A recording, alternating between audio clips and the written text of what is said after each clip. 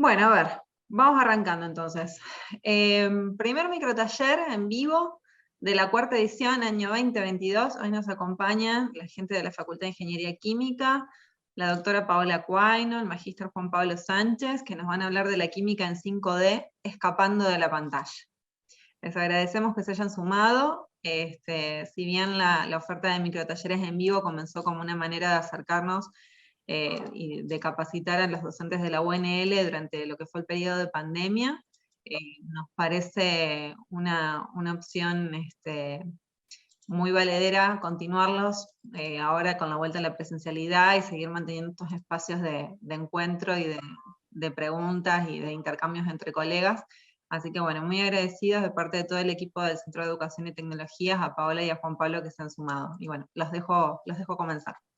Dale, gracias. Vale, gracias. Buenísimo. Bueno. Muchas gracias también por invitarnos y bueno, por poder compartir un poco nuestras experiencias, lo que nos gusta hacer en el aula, ¿no? Sí. Bueno, nosotros vamos a hablar la química en 5D, escapando de la pantalla, un poco tratando de invitar a que se pregunten por qué 5D, por qué agregamos dimensiones, y un poco invitarlos a ver la química, tratar de invitarlos a ver la química desde un poco nuestra perspectiva también, como la vemos nosotros. En particular, nosotros, un problema típico en química es que lo podemos encontrar con cómo el alumno llega a ver en los sistemas que nosotros estudiamos, ¿no? Uno generalmente se imagina la materia como algo macro, como algo tangible, y lo micro como algo totalmente minúsculo, los ladrillos esenciales que componen la materia. Pero lo más complicado es cómo relacionar estos dos aspectos de la materia, y qué es lo que logramos en general, el 99% del tiempo, con lo que es un lenguaje simbólico. Este lenguaje simbólico que usamos en la química, bueno, viene de distintas maneras que seguramente un montón de ustedes, si son docentes de química o algo de química vieron, lo habrán visto de diferentes maneras de un montón de que hay.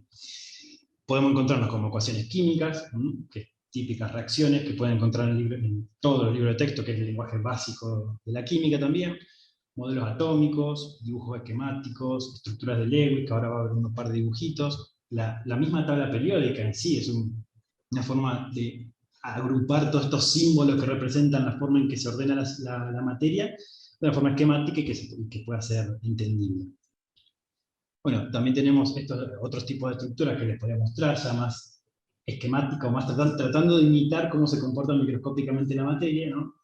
Se llegan a hacer dibujos, que se encuentran siempre en los libros de texto, están por todos lados, y más ahora comparado con cuando yo estudiaba, que eran todos más fotocopias en blanco y negro, ahora ya viene todo mucho más a color, mucho más colorido, y de alguna manera más, representa mucho más lo que se quiere enseñar. Después también podemos tener esquemas de moléculas, por ejemplo. Otro tipo de esquemas también es cómo representamos la estructura de los electrones, porque claro, como verán acá, esto es una especie de línea de tiempo de los modelos atómicos, donde inicialmente el modelo era muy simple, era simplemente una esfera, luego se le fueron agregando electrones, protones, luego cómo los electrones iban orbitando alrededor del núcleo de distintas maneras, hasta llegar a lo que es el átomo moderno, que ya el electrón es una onda, no es una partícula. Pero claro, generalmente, para explicarnos quedamos en estos dos modelos de antes, ¿no? Como imaginando los electrones orbitando como si fuesen pelotitas alrededor de una pelota central. Cuando queremos explicar muchas veces estos modelos más avanzados, que el electrón es una nube de probabilidad, es más complicado de dibujarlos a mano o en un plano.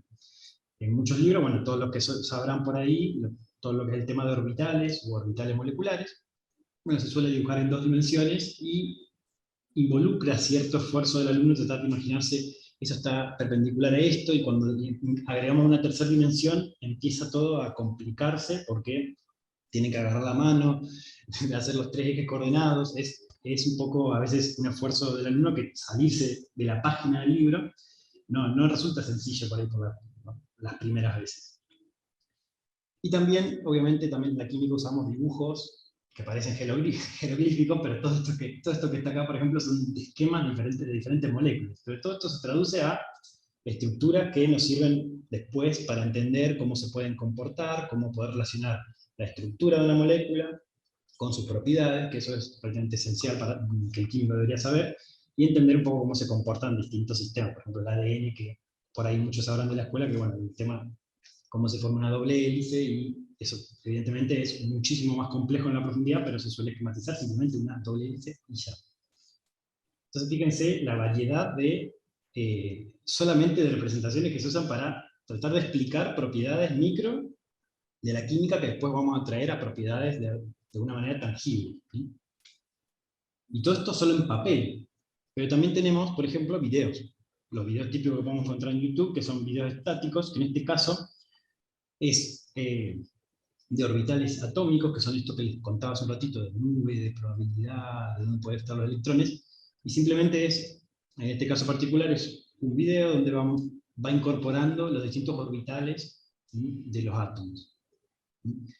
¿Cuál es la idea de esto? Que por lo menos te quiero mostrarla, es que aún en un video, si bien al principio comienza todo sencillo, a medida que va avanzando se van incorporando más niveles de complejidad, en estos casos son los distintos niveles de energía de los electrones, el dibujo, incluso en un video, se empieza a hacer mucho más complejo y mucho más engorroso. Fíjense que ya ahí hay 3, 4, 5 orbitales, y ya no es fácil verlo todo claramente.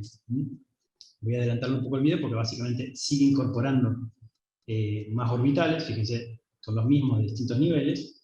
Además, perdón, sí, que piensen que es un solo átomo lo que estamos viendo. Se hace cada vez más complejo dentro de un solo átomo, y la realidad es que tenemos un montón de átomos involucrados en distintas sustancias. Entonces es cada vez más difícil verlo.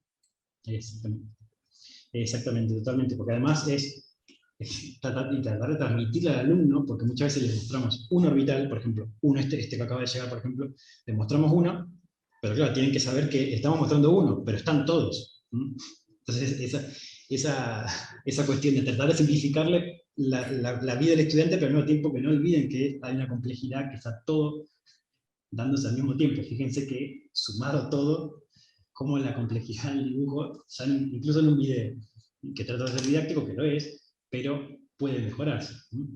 Y hasta ahora lo que estamos viendo son básicamente un poco las clásicas 3 dimensiones, que son X, Y, Z. En los videos, esta dimensión adicional es un poco la posibilidad de movimiento, de poder cambiar la perspectiva, que eso por ahí las páginas de los libros no tienen, es una ventaja que no tienen, pero bueno, muchas veces los libros de texto hoy en día también vienen acompañados con links a páginas, a distintos programas de modelado que van sumando a poder ayudar esto de poder agregar esta dimensión de movimiento. Y hasta ahora vamos 4 dimensiones, solamente 4 de las 5 por lo menos que queremos describir hoy. Y antes de largar con la 5ª dimensión, los invito un poco, si pueden, entrar a este Menti que preparé, que es básicamente para responder, a ver, desde su experiencia, tanto como docentes o como alumnos, creo que hay de todo un poco, qué tipo de representaciones manejan en clase, tanto que usen ustedes como que les den en clase a ustedes. Así que, si pueden, voy a poner esto en pausa. No sé si, Paula, tenés a mano para copiarlo al chat también para que puedan hacer clic. Sí, ahora se los copio. No sé si voy a poder hacer clic. Y mientras voy pasando al Menti y voy iniciándolo.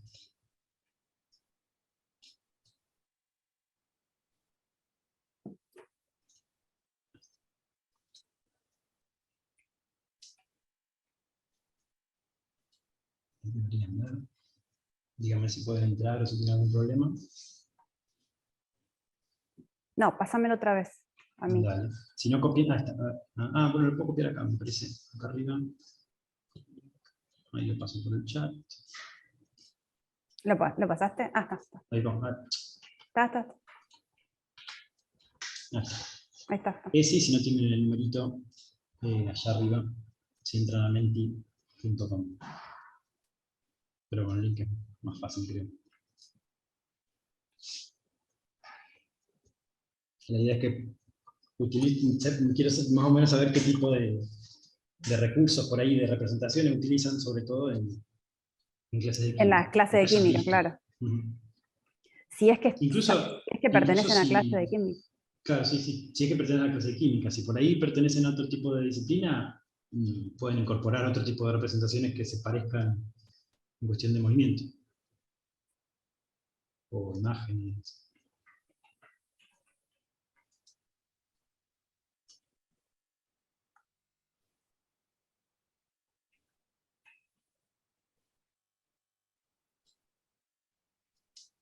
Simuladores.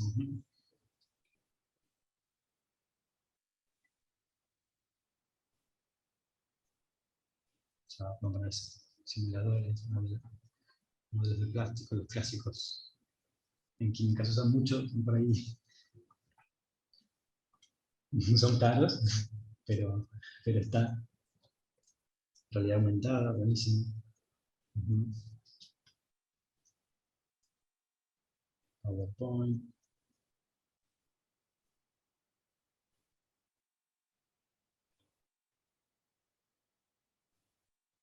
Esferas pequeñitas. No, simuladores está ganando Simuladores terreno. va ganando. Es que es muy potente, son muy potentes los simuladores.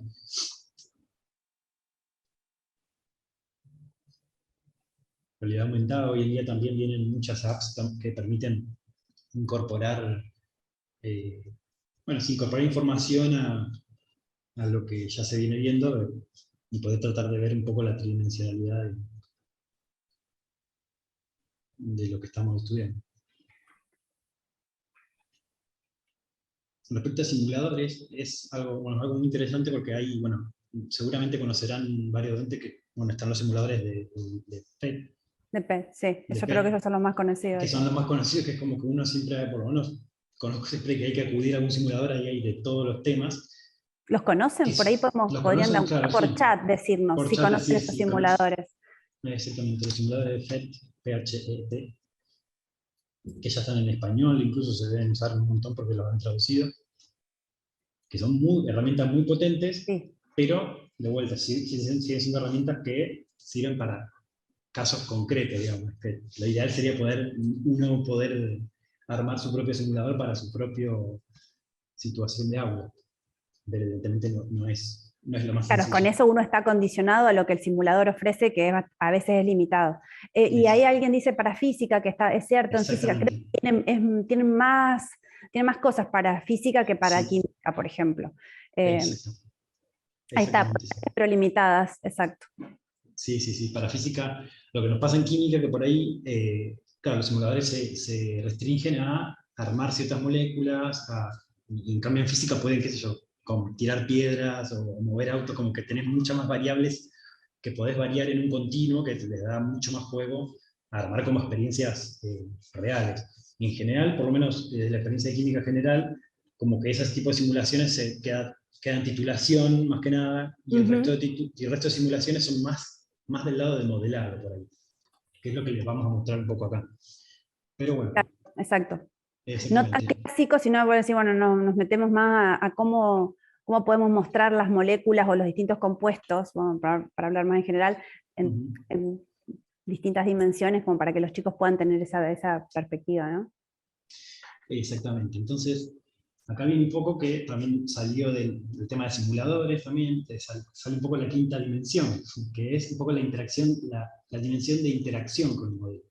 También, con los modelos de plástico también, lo que tienen los modelos físicos de plástico es que uno cómo va a poder mostrar una nube de electrones alrededor de distintos átomos, y es complicado tener un modelo que cubra todo.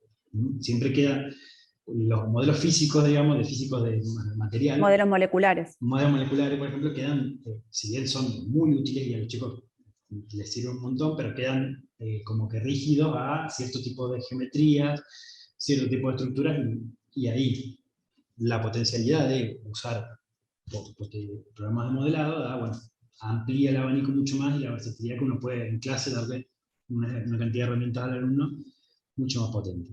Sí, una observación que hago es que en general los modelos moleculares están más orientados a compuestos orgánicos. No digo que como vienen como paquetes armados más para compuestos orgánicos, y quizás si uno quiere ir más allá y hablar de los sólidos, la estructura de los sólidos, eso es más complicado de encontrar. Entonces, en esa parte creo que quedan más flojos, digamos. Entonces ahí toda la parte del modelado que le vamos a mostrar nosotros ahora se podría cubrir mejor. Cubre un poco más de todo.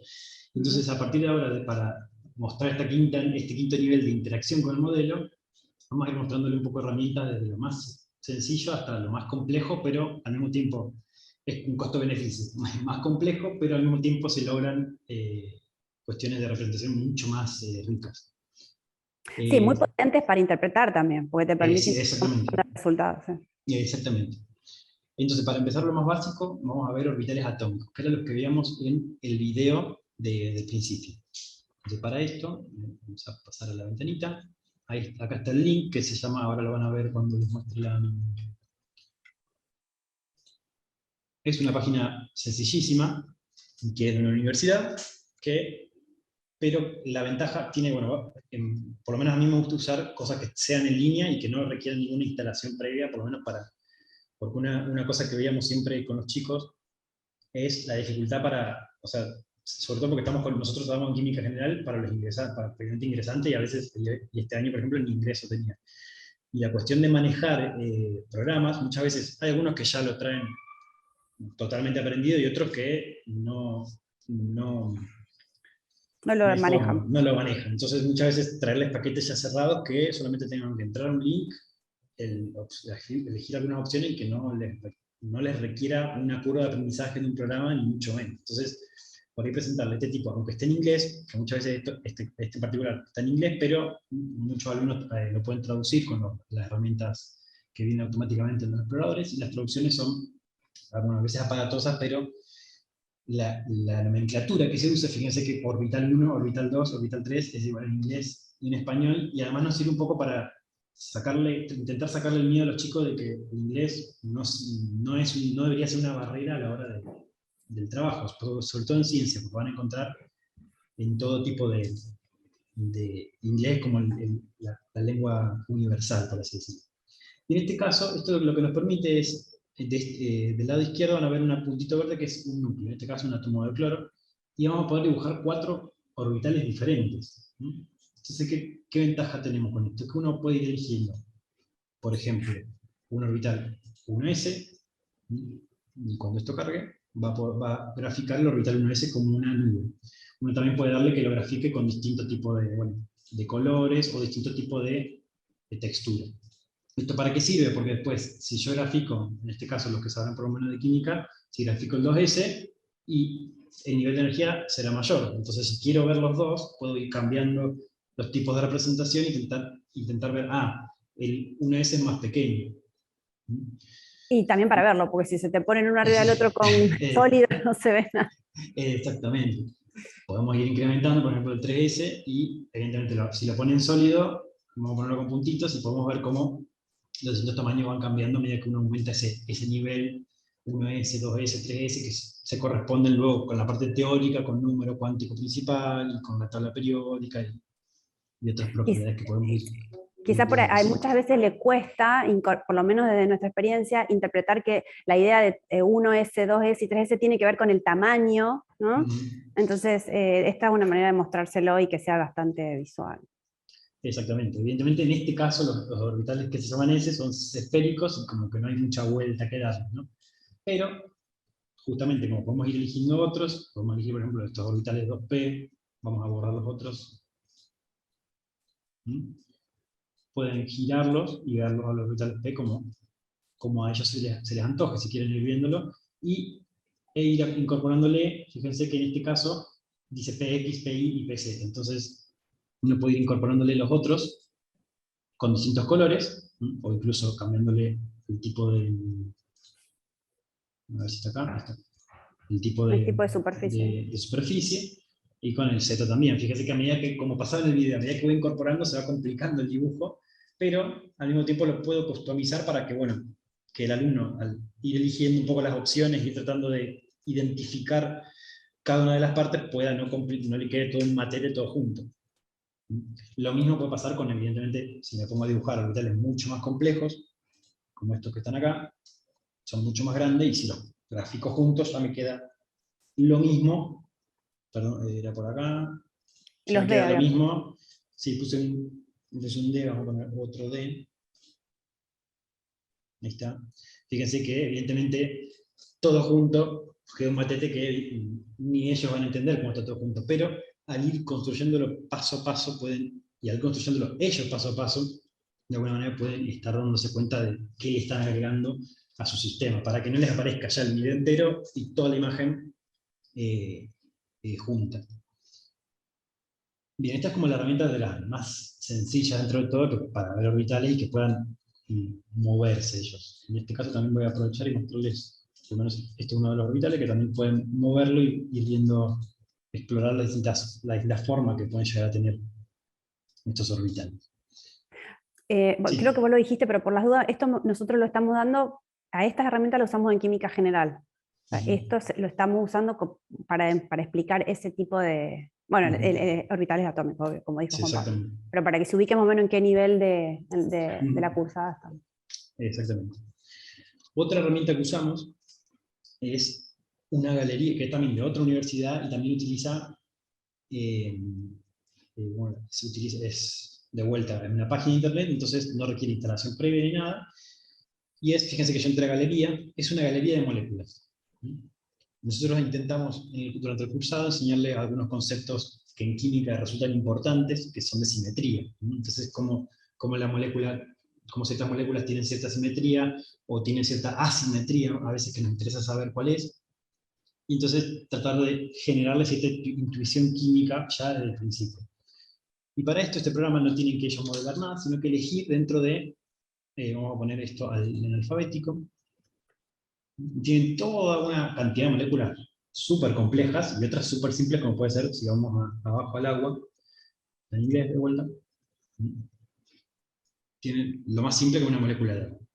Que uno, bueno, nosotros en este caso le mostramos, tratamos de que vean lo que se llaman elementos de simetría, más o menos que tengan una idea de cómo esto gira y tiene cierta simetría que es de rotación, la más fácil que es de ver, que es la de reflexión, que vamos a marcarla por acá. Esta de acá, fíjense que tiene cierta simetría porque todo lo que está de un lado del espejo va hacia el otro.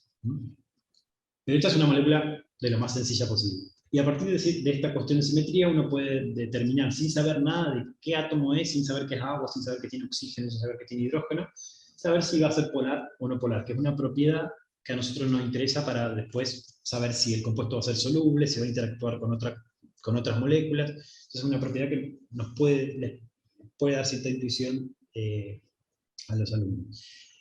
En el caso de cuando les presentamos esta actividad, es una galería, entonces ellos les damos para que elijan lo que quieran. Esto tiene una ventaja y una desventaja. Algunos se van a moléculas simples, como puede ser el agua, o puede ser el dióxido de carbono, o el metano, creo que está por ahí. O el metano también, sí. Vamos a ver, por ejemplo, el beta.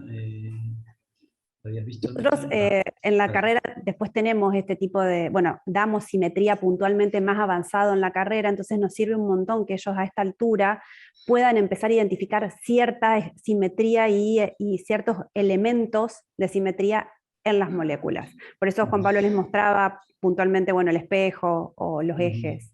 Exactamente, fíjense que esto de alguna manera es como bastante esférico porque todo sale en puntas opuestas. Si uno dibujase, voy a dibujar todos los planos de simetría solamente para que vean, y fíjense que tiene 1 millón de planos de simetría, se reflejan por acá, por todos lados. Es una molécula muy simétrica, por lo tanto es lo que se llama no polar, y bueno, permite dar cierta idea de introducir a esta idea a los alumnos. Y al mismo tiempo, como tiene una galería, ya tienen todas moléculas prearmadas.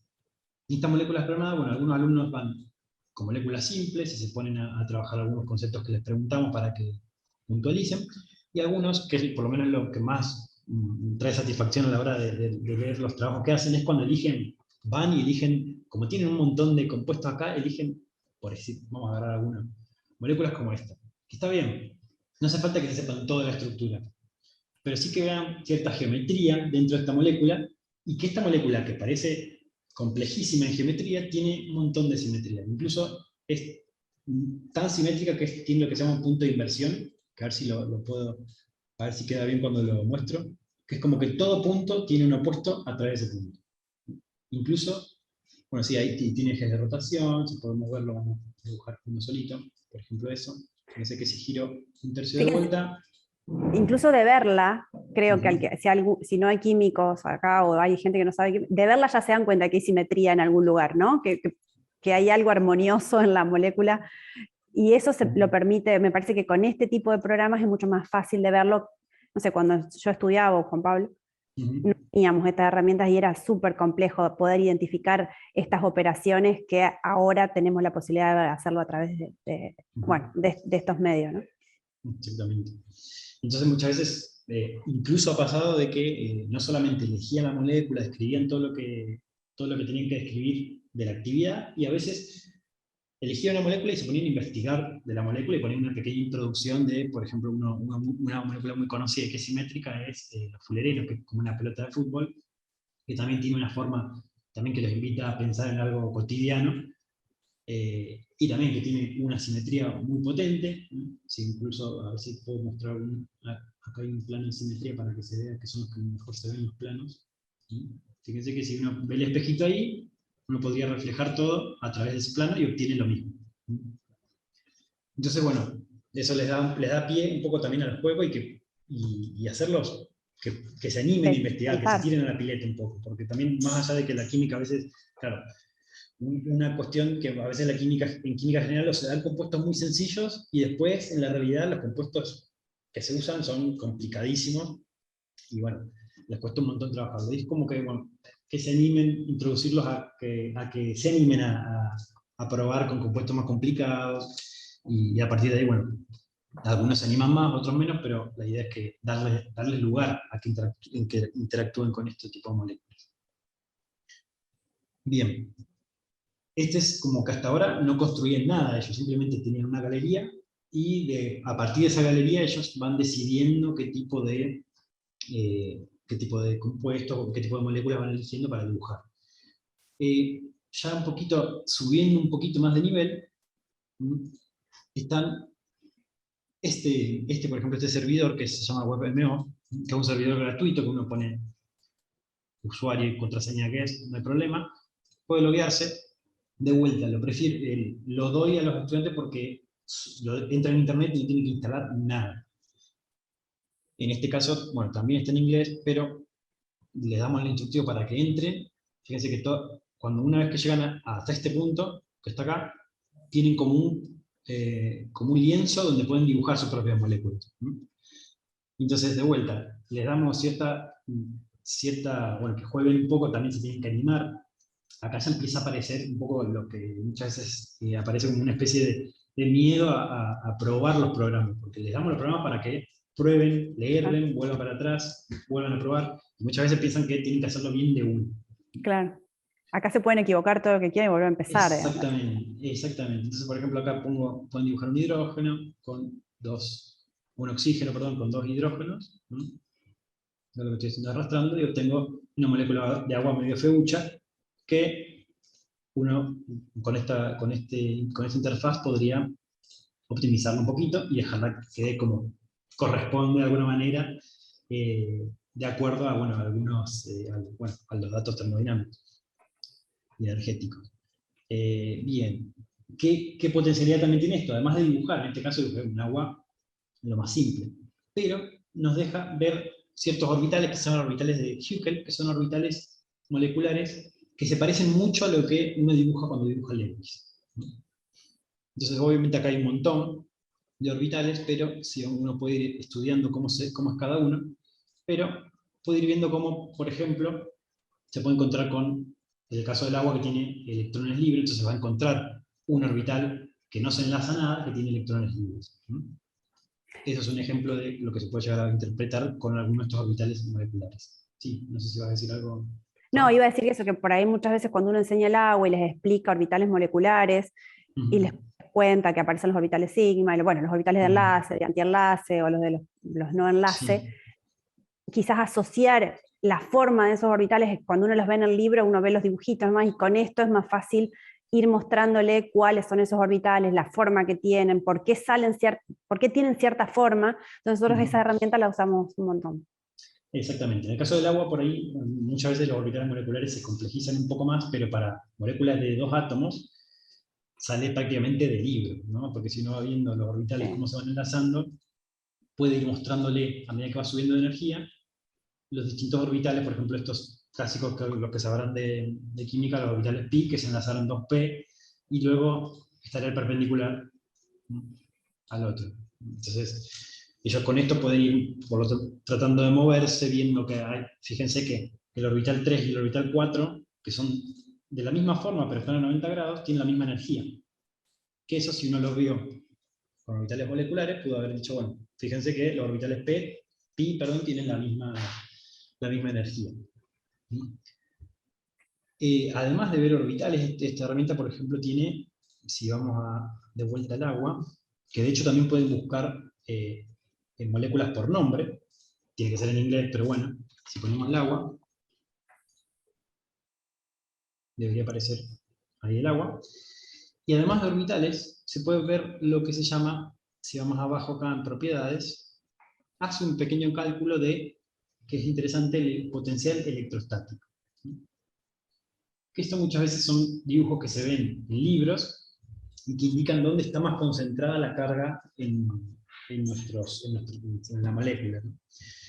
¿Y esto de qué nos sirve? De vuelta, para poder mostrarles, bueno, con colores, con un código de colores, dónde la molécula va a tener más carga negativa, menos carga negativa, y dónde puede interactuar más o menos, ¿no? En este caso el agua tiene cierta densidad de carga negativa en esta parte, por lo tanto puede generar interacciones con otras cargas donde hay una densidad de carga positiva del otro lado, ¿no? Además, también, así como uno puede buscar por nombre, uno podría buscar, por ejemplo, vamos a poner uno que me gusta mucho, que es el benceno, porque tiene un orbital muy lindo, ya si uno empieza a ver orgánica, fíjense que es una molécula mucho más compleja, tiene 6 carbonos y 6 hidrógenos, y podemos ver los orbitales, que hay un montón de orbitales, que no hace falta entrar en detalle en cada uno, porque ahí se puede complicar un poco la cuestión con los alumnos, pero hay uno que no me acuerdo en qué número estaba, que es cuando empiezan los orbitales P, está justo, el 11, que es cuando todos los orbitales se combinen constructivamente y generan lo que siempre hablamos en química de la nube pi esto, que la nube pi aquello, y bueno, poder mostrarles cómo estos orbitales están geométricamente unidos y juntos, ¿no? Y bueno, los distintos orbitales pi que se pueden generar, ¿no? Esto por lo menos da pie a un montón de, tratar de hacer pequeñas discusiones en clase que pueden servir para profundizar el tema de orbitales moleculares. Bien. Sumando un poco más de complejidad, ¿no? Porque hasta ahora eran todos programas que eran páginas de internet. El siguiente paso es, bueno, hay programas que permiten hacer este tipo o permiten visualizar más bien, no siempre calcular, permiten visualizar este tipo de propiedades. Uno en ese caso que por ahí se da muchísimo en software libre, que es, vamos a buscar la ventanita, que la tengo por acá en las 1000 ventanas que tengo abiertas, que se llama Gabedit. Vamos a poner ahí. No sé si se llega a ver. Si tengo Sí. un modo Sí. Perfecto. El Gabedit, bueno, lo que tiene una complejidad que cuando tenés que instalar un programa, tenés que aprender a usar el programa, y empiezan a aparecer un montón de botones que, bueno, a los chicos tienen una curva de aprendizaje un poco más complicada y por ahí hace falta, es más rico si uno le va a dedicar muchas clases a utilizar este tipo de programas para aprovecharlos mucho más, porque se pierde relativamente bastante tiempo en aprender a usarlo. Pero es básicamente la misma idea, uno tiene un lienzo en este caso, que esto está gris, uno elige la tabla periódica y puede ir dibujando, por ejemplo, lo mismo. Fíjense que incluso acá ya me fue agregando los 2 hidrógenos del agua. Los hidrógenos, sí. Y uno puede moverlo, cambiarle el tipo de representación, incluso medir. Fíjense que acá elegí una reglita y le puedo medir esto con esto, y me da la distancia. Puedo medirle estos 3, me va a dar el ángulo. Bueno, igual acá por cómo lo seleccioné, tengo que seleccionarlo así. Me va a dar el típico ángulo del agua. Y así como el agua, uno puede dibujar fragmentos mucho más complejos. En el caso de, justo esta, vamos a ponerla ahí, sacar esto para que lleve un espacio. Había mostrado antes que, tengo que ponerla, era por acá, xilografía. Tenía que entrar por otro lado, que era, se me olvidó. ¿Qué querés mostrar? Esto de acá. En el caso del Gabedit, uno puede ir dibujando además así como el otro tenía ya moléculas cargadas, esto acá puede ir construyendo fragmentos, ¿no? Por ejemplo, esto, ácido carboxílico. Entonces, fíjense, ya directamente uno puede, su pincel es esa molécula. Entonces uno puede ir haciendo clic y tiene esa molécula puesta ahí.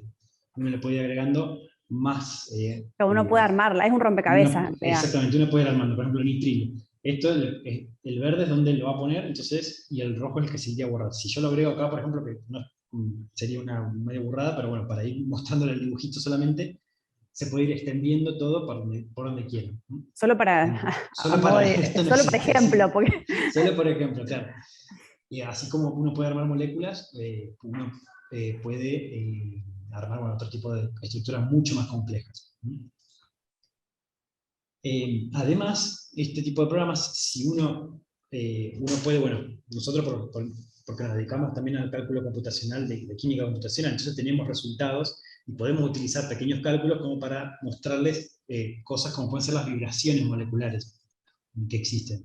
Eso por ahí es un toque más complejo, pero se puede ver de la misma manera. En el caso de Gabedi, quizás no sé no sé qué, por eso no se quedan, pero está buenísimo esto que va a mostrar, porque muchas veces para la parte de orgánica, para mostrar las vibraciones, como dice Juan Pablo, es muy visual hacerlo a través de estos ejemplos, que hay vibraciones que son más complejas de entender, y con esto me parece que es súper entendible.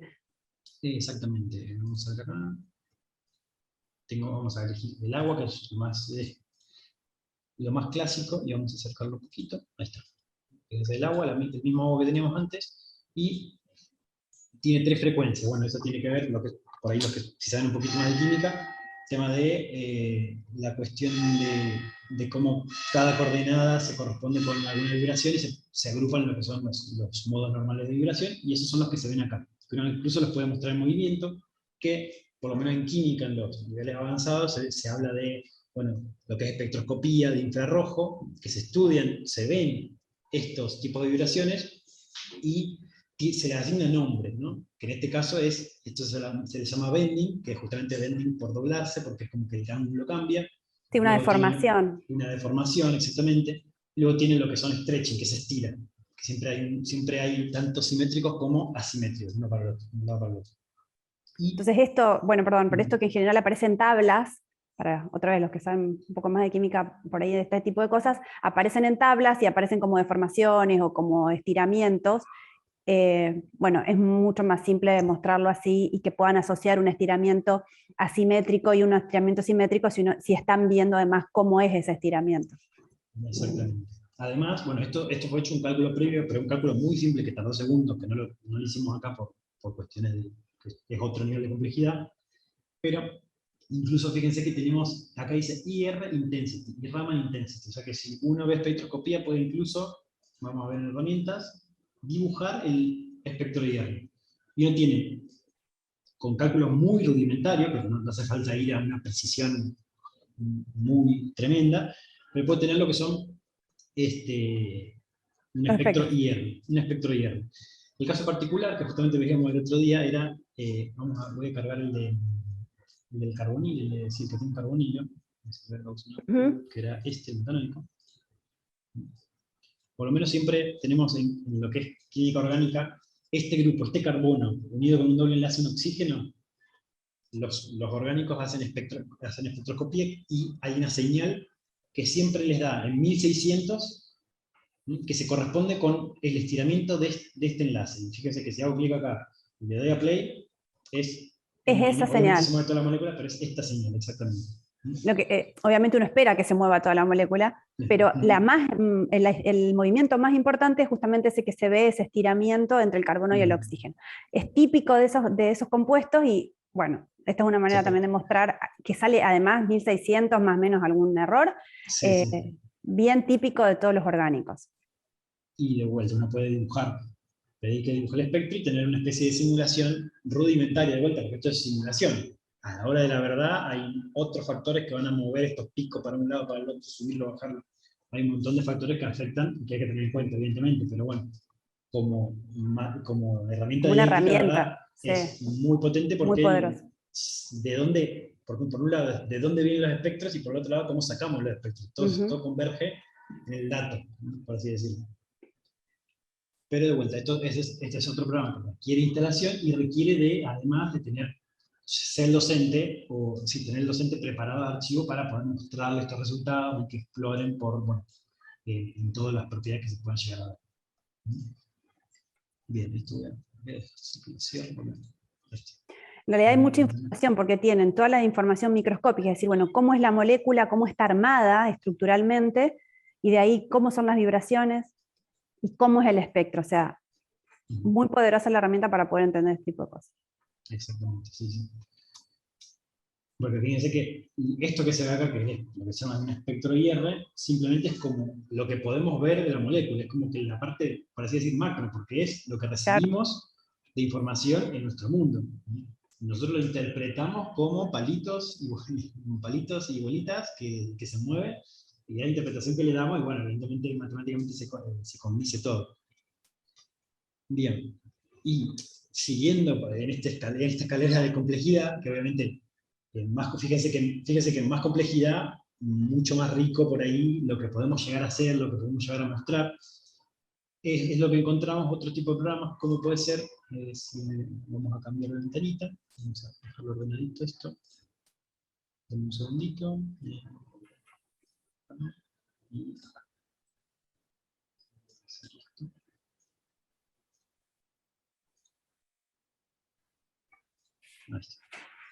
Se ve, ¿no?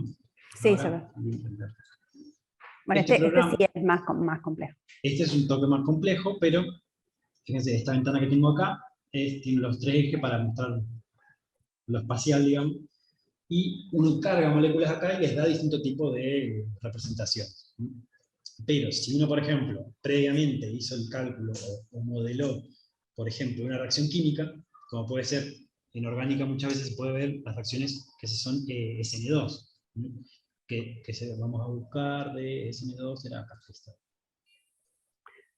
Cuando dábamos orgánica, o cursábamos orgánica, mientras vos la cargabas y la pones linda Sí, por ahí, sí. siempre nos decían que cuando esta reacción ocurría se veía como en el estado intermedio, lo voy a decir así para el general, se veía como un paraguas, que se armaba como una forma de paraguas, el intermediario, el estado de transición. En ese momento, cuando yo estudiaba, no había nada de todo esto. Y era imaginar el paraguas, qué sé yo. Y ahora sí, si lo miran, ahí lo que les está mostrando Juan Pablo, se puede ver que se arma como un paraguas. Entonces lo podés mostrar. Sí, si uno lo vamos más despacito. Pero fíjense cómo este es el punto inicial. Vamos a pararlo acá. Fíjense que este es el punto inicial. Esto de acá es un compuesto. Y esto es un átomo que va a entrar a reaccionar con este compuesto. Esto es un halógeno que va a hacer salir a este grupo saliente. Entonces, si vamos avanzando, a medida que la reacción va avanzando, este átomo va a ir interactuando con otro compuesto y se va a formar, pero ahí me pasé justo, muchas veces eso que se produce una inversión de estos tres, porque fíjense que hace un rato estaban para este lado, pero cuando se acercó el cloro, que ahora no me acuerdo cuál era cuál, cuando se acercó el cloro, se invirtió esa orientación, llegando a obtener quedando el nuevo compuesto y esto como un grupo saliente. Pero toda la configuración se invirtió. Entonces, fíjense cómo, con un simple videito que incluso podemos poner en loop permanentemente, podemos ver cómo encontrar el punto exacto de donde se va a invertir, y a su vez podemos incluso complejizarlo un poco más, que hay moléculas más complicaditas, como puede ser porque muchas veces en este tipo de reacciones, era este de acá, vamos a cargarlo, vamos a dejarlo lindo también. Muchas veces se estudia con este tipo de reacciones, por ejemplo, cómo está impedido, cómo un grupo entra, el otro sale. Entonces acá, por ejemplo, es lo mismo, pero fíjense que, a ver si lo ubico de manera que quede más o menos bien. Vamos a volverlo para atrás. Vamos a volver al principio. Fíjense que, vamos Vamos a aumentarle esto. Tenemos este compuesto, y a medida que ataca, esto es un grupo cianuro que se llama, ¿sí? Avanzando, y se va a unir, va a perder, y fíjense que ocurre lo mismo. Esta partecita de acá se invierte, es el triángulo de la pirámide que se invierte. Viene avanzando y recupera, bueno, ahí queda unido por cuestiones de distancia, pero fíjense cómo queda de vuelta nuestro compuesto.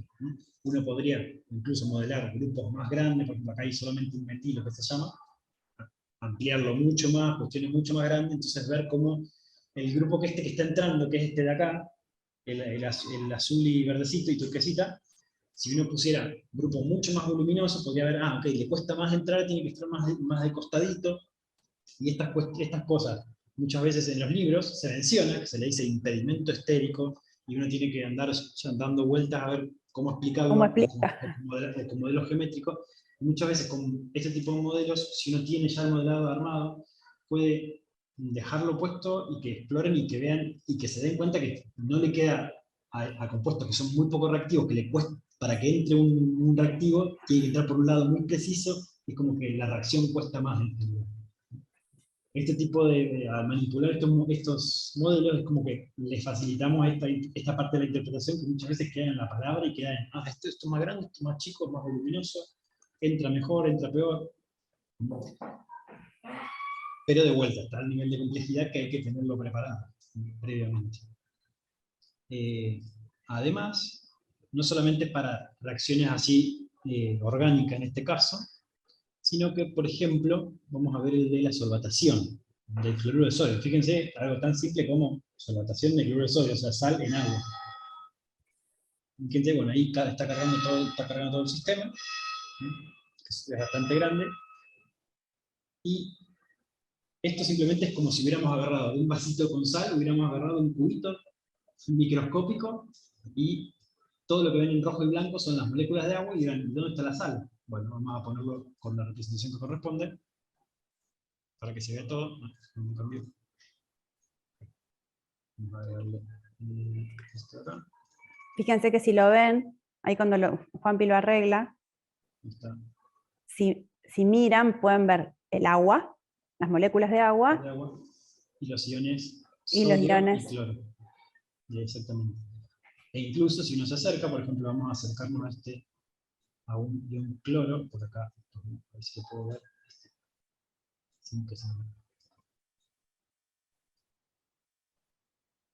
Si uno ve este átomo de cloro, de hecho vamos a simplificarlo un poco más para que no se vean las bolitas de esto, solo cloro. Vamos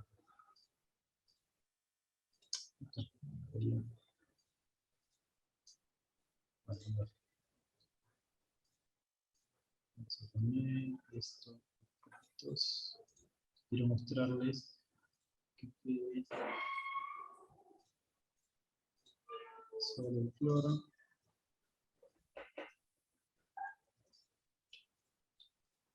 Está. Y me lo deja, pero bueno. Bueno, no me lo deja bien, pero sí. Si se llega a ver, van a ver que el cloro está cargado negativamente, y si no va dejando, vamos a ver si moviendo lentamente se llega a ver. No solamente se puede ver que todo está en movimiento, las moléculas van vibrando, se van chocando las unas con las otras, vamos a ponerlo más chiquito. Pero si uno hace zoom y para, por ejemplo, un momento la película, perdón, va a ver el cloro, está cargado negativamente, y fíjense cómo todas las aguas tienen un hidrógeno, que es el lado positivo de la molécula, orientado al cloro. Como el lado positivo de la molécula está apuntando siempre hacia el lado del cloro, que es negativo. Lo mismo si nos vamos a un sodio, a ver si puedo sumar aquel sodio que está allá, sin que se me complique demasiado. Bueno, vamos a ver este de acá. Van a ver que la perspectiva no ayuda, pero este está cercano a este. Y está rodeado por la... Está rodeado por los lados negativos. Negativo, exacto. Exactamente. Evidentemente... Por ahí si lo podés poner en movimiento para que vean cómo es la dinámica. La idea es que ellos vean como si estuviesen el vaso con agua y una cucharada de sal disuelto para que vean cómo es el proceso de solvatación, digamos, microscópicamente.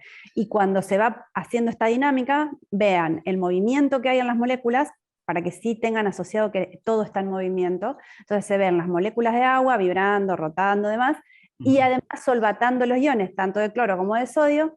Ahí está, ahora me tengo que... Y esos iones aparecen solvatados de la manera correcta en esta dinámica que nosotros les mostramos. Entonces uno espera que todas las moléculas de agua tengan la orientación de acuerdo al dipolo que tienen, para los que saben un poco de química.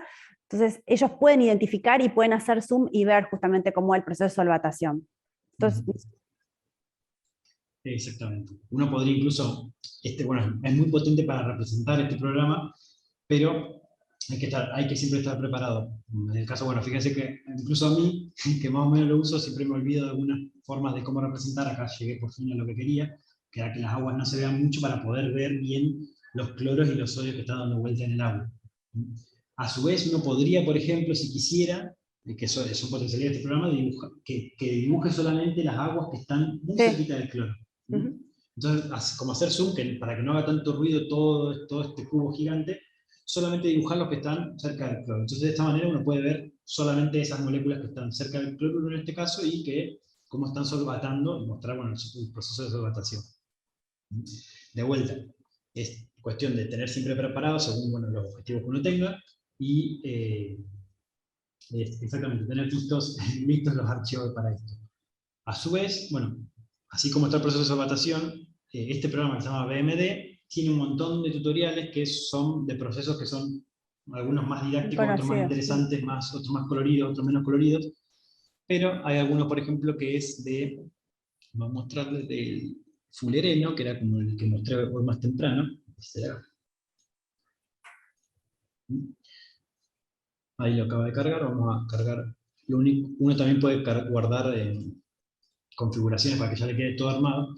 Y fíjense que esto simplemente se llamaba billar de fulereno, porque simplemente muestra cómo chocan, es como una experiencia, simulación que dice cómo chocan estas dos moléculas gigantes y cómo se deforman por en una dinámica, ¿no? Por el choque. Evidentemente esto es más un juego, por así decirlo, para que puedan ir viendo cómo pueden interactuar moléculas, pero bueno, sirve como, justamente ese juego puede dar pie a otro tipo de discusiones en el aula. A su vez, este programa también está muy orientado a lo que es modelado de biomoléculas, exactamente. En particular, hay lo que se llama el Protein Data Bank, que es este que está por acá, el PDB, que uno tiene, bueno, en algunas clases que tenía que enseñar moléculas biológicas, muchas veces entraba directamente y eso tiene la molécula del día, que uno puede descargarse enzimas complejas, o ir viendo las distintas moléculas que distintos biólogos van desarrollando su estructura, bioquímicos van desarrollando su estructura y van encontrando bueno, las formas geométricas en el espacio que tienen estas proteínas, ¿no? Uno, si trabaja la estructura de proteínas, sabrá que, bueno, tiene esta estructura primaria, secundaria, terciaria y cuaternaria. Esto se puede ver, ¿no? Incluso si uno va haciendo como comprando en el supermercado, viendo qué molécula le conviene. Fíjense, tienen estructuras cuaternarias acá incluso para ver. Yo encontré una que tenía un poquito de todo, que la tenía cargada por acá. Vamos a volver acá. Y vamos a cargarla.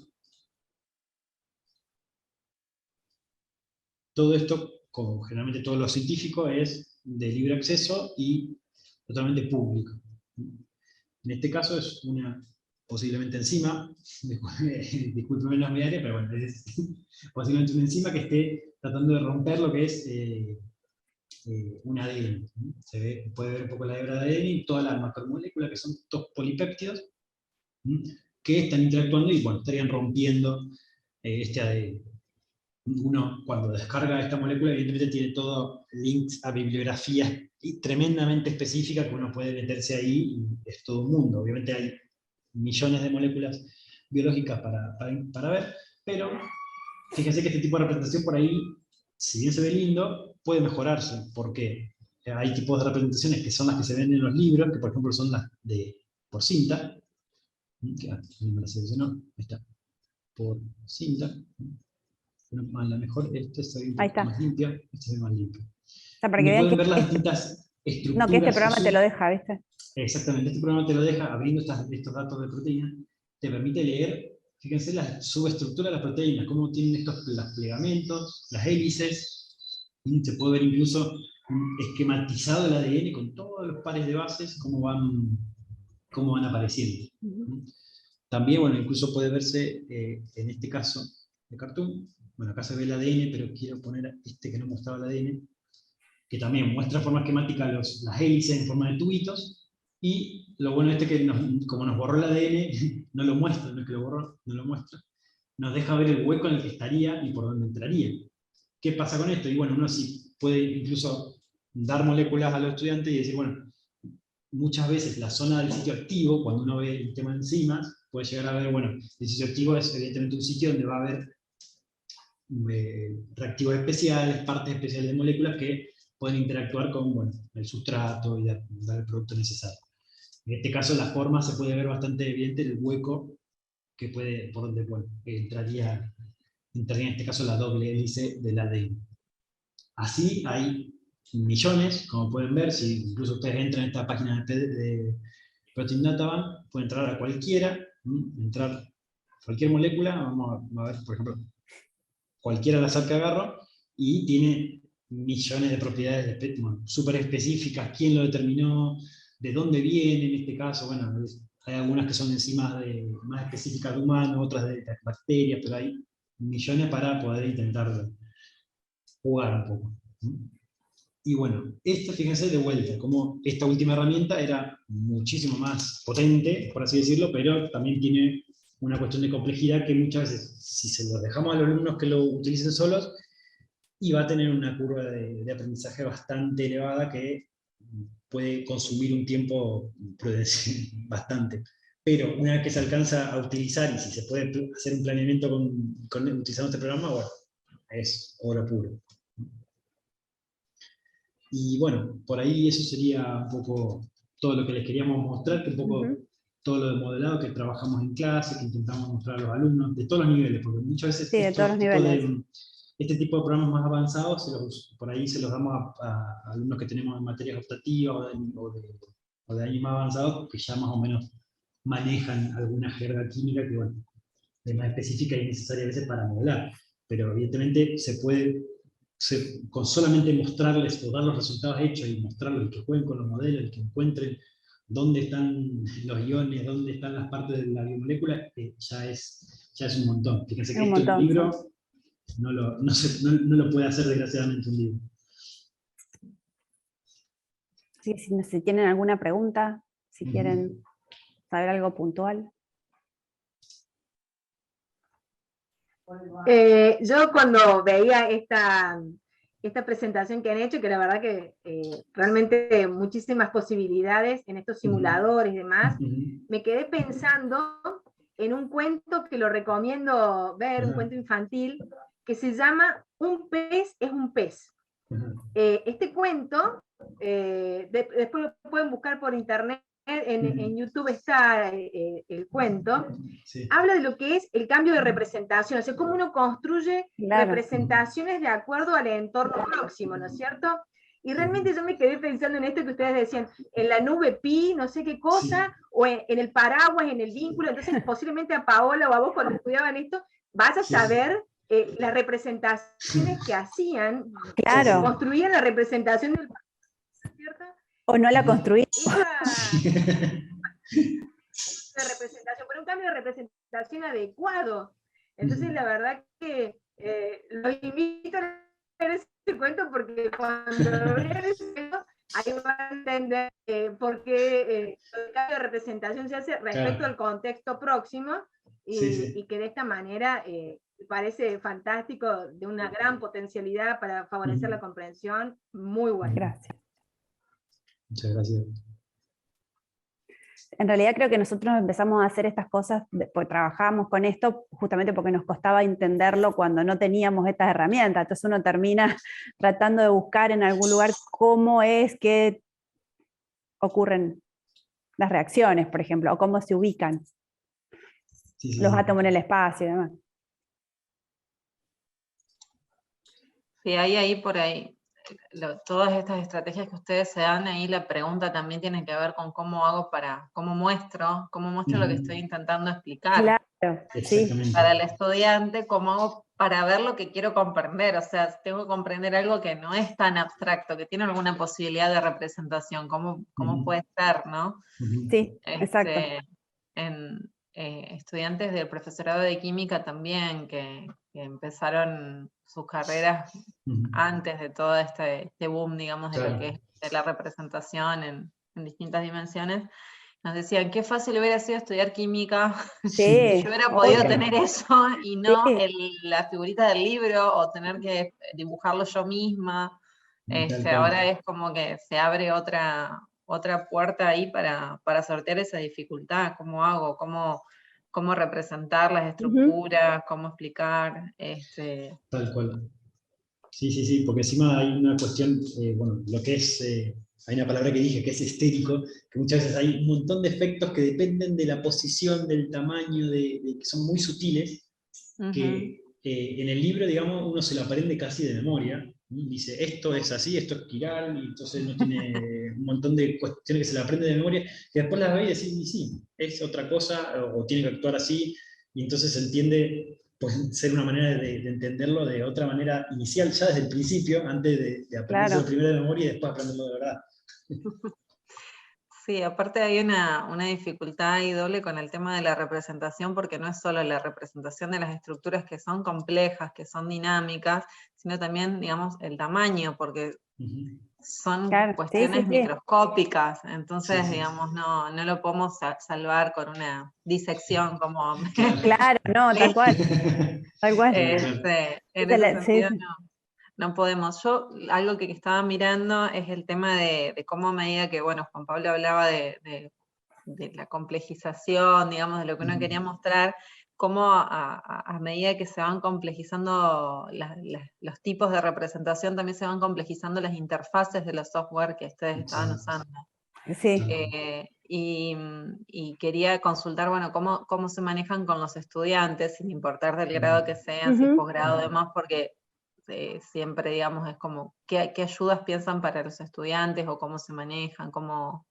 En realidad, respondo unas cositas yo y después vos, trabajamos en duplas mucho. Entonces, estamos encima ayudándolo, porque sobre todo en los que son más difíciles, en los últimos que él mostró, como es más complejo, siempre mientras uno explica con pantalla, para que los estudiantes puedan seguir los pasos que nosotros hacemos, y otro docente también está cerca, como para poder ayudarlos. Esa es una, y en los otros, en los primeros programas, esos son más sencillos, pero también estamos siempre de a 2 o 3 como para ir guiándolos. Después que aprendieron, van solos, en general. No tenemos mucho problema con eso. Bien. Sí. En general, por ejemplo, les recuerdo que este programa de BMD lo usamos un tiempo en química general, pero era, si bien teníamos el instructivo que paso por paso, lo que tenían que hacer, siempre ponían una coma de más, un punto de más, un espacio de más, una sutileza que por ahí ellos no la veían, porque evidentemente no son expertos ni cerca, están iniciados. Y claro, esas pequeñas sutilezas se van aprendiendo con el uso del programa. Por eso muchas veces, sobre todo para lo que es química general, vamos a lo que ya está empaquetado, galerías prearmadas. Incluso, bueno, se podría de alguna manera, este BMD se podría empaquetar un poco más, digamos, de alguna manera, para cerrarlo, así como les mostré lo de los neutrinos que chocaban, ¿no? Se podría empaquetar un poco más todo para que por ahí en niveles iniciales puedan hacer menos clics de alguna manera, que no se confundan, porque esto tiene, claro, como uno puede customizar tanto, evidentemente cada nivel de customización o de opciones, y es un mundo aparte. Entonces, tratar de que hagan la menor cantidad de clics para que lleguen a una visualización y lleguen a un modelo que, bueno, les pueda hacer rico. Lo que sí se nota es que el que le interesa, por ejemplo, el que le gusta y le interesa, después solo sigue investigando y sigue probando y nos contacta y nos pregunta cómo hacerlo. Obviamente hay estudiantes de todo tipo y a algunos les gusta mucho y a otros no. Pero al que le gusta mucho después siguen usando. Claro. Y prueban cosas. Bien. Bueno, no sé si alguna de las presentes quiere decir algo más, consultar algo.